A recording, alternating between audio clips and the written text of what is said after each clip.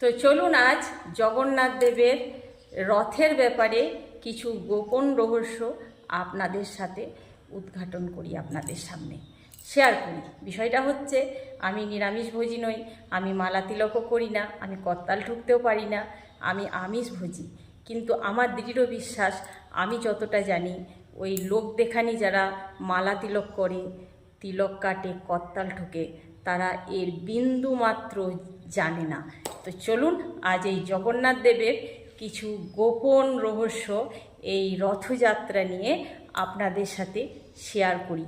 আমি জানি এই কারণেই, কারণ আমি যে পরিবারে জন্মগ্রহণ করেছি, সেই পরিবারে সেই বছর 5 যখন থেকে আমার বোধ বুদ্ধি হয়েছে, তখন থেকেই কিন্তু আমি গীতার বাণী, রামায়ণ এইগুলো আমি শুনে শুনে অভ্যস্ত আমার ঠাকুমাদের কাছ থেকে।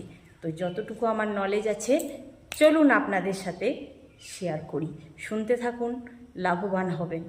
তো জগন্নাথ দেবের যে রথটি তৈরি হয়, সেই রথটির কাঠ কখন থেকে সংগ্রহ করা হয়?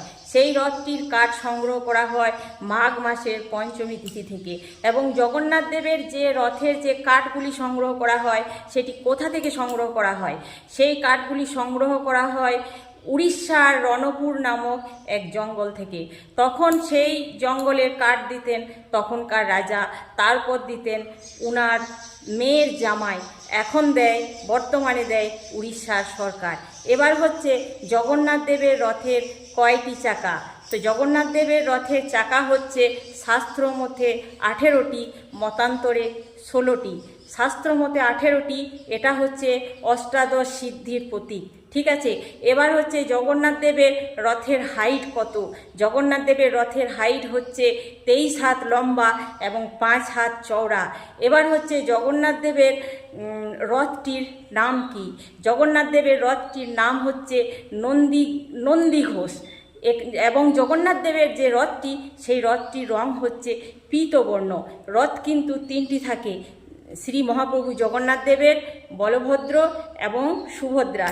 দেবী সুভদ্রার রথের নাম হচ্ছে দর্পদলন এবং বলভদ্রের রথের নাম হচ্ছে তালধ্বজ। এবার হচ্ছে রথ মানে কি? রথ হচ্ছে আমাদের শরীর। ঠিক আছে, রথ হচ্ছে আমাদের শরীর। সারথি হচ্ছে আমাদের মন এই শরীরকে কন্ট্রোল করে।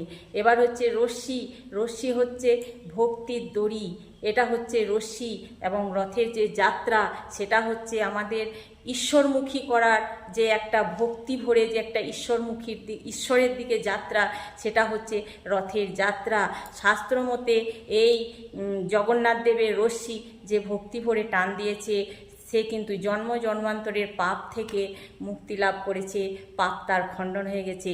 তো আমি মূর্খ সূর্খ মানুষ, আমি বিশেষ কিছু জানি না, আমি মালা জপ করতেও জানি না, তিলকও কাটি না, আমি নিরামিষ খেতে জানি না, আমি আমিষ খাই। এবং আমার যতটুকু আমার নলেজে আছে, আমি আপনাদের সাথে শেয়ার করলাম।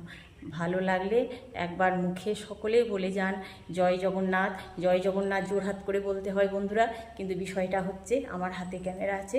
তো সকলে ভালো থাকবেন। জয় জগন্নাথ।